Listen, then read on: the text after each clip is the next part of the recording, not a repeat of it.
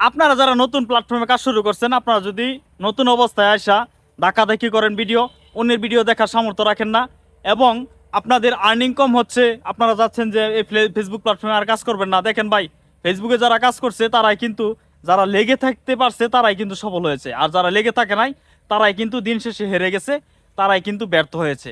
So আমি আশা করব যে আপনিও এইখান থেকে সফল হবেন, এবং আপনি এখান থেকে ভালো পরিমাণ আর্নিং করতে পারবেন।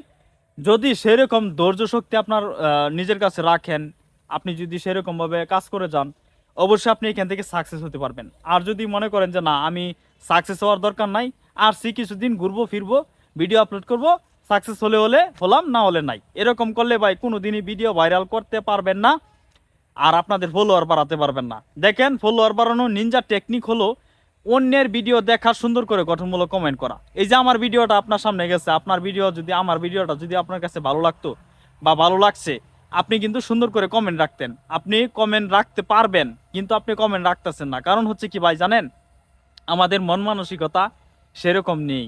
কারণ হচ্ছে, যদি আমরা একটা ভাই বড় হয়ে যাবে এরকম চিন্তা ভাবনা নিয়ে আমি কাজ করি, যে ওই ভাইটার যদি কমেন্ট করি তো ওই ভাইটার লাভ হবে, আমার কি লাভ হবে? দেখেন ভাই, কমেন্ট থেকে প্রচুর পরিমাণে ফলোয়ার পাওয়া যায় 100%। আপনার কমেন্ট যদি ডে বাই ডে সুন্দর না করতে পারেন, অন্যরা কীভাবে কমেন্ট করছে, অন্যরা কেন ফলোয়ার পাচ্ছে, এগুলো তুলনা করতে হবে ভাই। এজন্য প্রত্যেকটা ভিডিও দেখবেন, কমেন্ট করবেন, আপনার কমেন্টের হচ্ছে দায়িত্ব, আর হচ্ছে আপনার কন্টেন্টগুলো সুন্দর করা, নিজের কন্টেন্ট ডেভেলপ করা, অন্যরা কিভাবে টাইটেল দিচ্ছে, কি কি বিষয়ে ভিডিও বানালে তাড়াতাড়ি ফর ইউজ হবে, সেই বিষয়গুলো আপনারা এই যে লং ভিডিও থেকে জেনে নেবেন।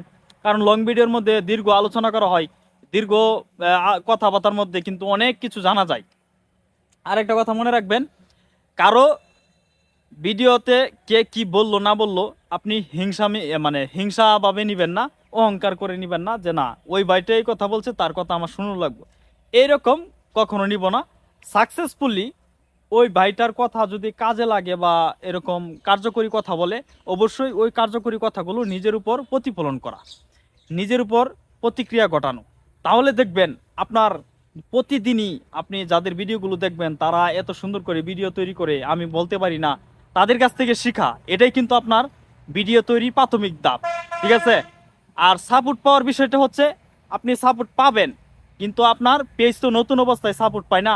প্রত্যেকটা পেজেরই কিন্তু একটা সময়সীমা আছে। যেমন একটা নতুন পেজ চালু করার সাথে সাথে কিন্তু আপনার ফলোয়ার বাড়বে না, আপনাকে কমেন্ট করতে হবে, প্রতিদিন রেগুলারলি ভিডিও ছাড়তে হবে। ভাই, আমরা এত কষ্ট করে ভিডিও বানাই, আমরা এই জিরো থেকে, আমরা কারো ভিডিও থেকে বলি না ভাই আমাকে সাপোর্ট করেন, আমরা খালি শুধু ভিডিও দেখছি, কমেন্ট করছি, কমেন্ট এত সুন্দর করে করছি, ভাইটা হয়তো মুগ্ধ হয়েই আমাকে ফলো করেছে, আমিও তাকে ফলো করেছি, এভাবেই কিন্তু সাপোর্ট তৈরি করতে হয়। আর টপ ফ্যান হওয়ার চেষ্টা করবেন, প্রত্যেকটা পেজের, বড় বড় পেজের টপ ফ্যান হলে আপনার লাভ হবে। কারণ হচ্ছে বড় বড় পেজের মধ্যে ভিডিও ছাড়তে কিন্তু হাজার